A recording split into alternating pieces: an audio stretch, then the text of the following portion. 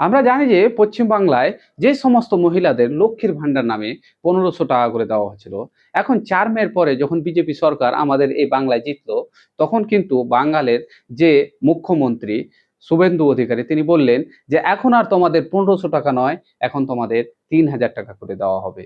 এই 3000 টাকা পাওয়ার জন্য তোমাদের কি কি করতে হবে সেটা সব থেকে বড় কথা। এবার তোমরা যেই অ্যাকাউন্টে লক্ষ্মীর ভান্ডার 1500 টাকা করে পাচ্ছিলে, সেই অ্যাকাউন্টটাতে কিন্তু এখন যে 3000 টাকা করে নিবা, তাহলে সেই অ্যাকাউন্টের সাথে ডিবিটি লিঙ্ক থাকা খুবই জরুরি। এবার ডিবিটি লিঙ্কটা কি, এটা সবচাইতে বড় বিষয়। ডিবিটি লিঙ্কটা হচ্ছে তুমি যে অ্যাকাউন্টটাতে 1500 টাকা প্রতি মাসে পাচ্ছিলে, এই অ্যাকাউন্টটার সাথে তোমার যে আধার কার্ডটা রয়েছে, ওই আধার কার্ডের লিঙ্ক থাকা খুবই জরুরি। যদি তোমার ওই আধার কার্ডের লিঙ্ক এই অ্যাকাউন্টের সাথে না থাকে, তাহলে কিন্তু তোমার প্রতি মাসে এই যে 3000 টাকা দেওয়ার কথা, এই টাকাটা আর ঢুকবে না।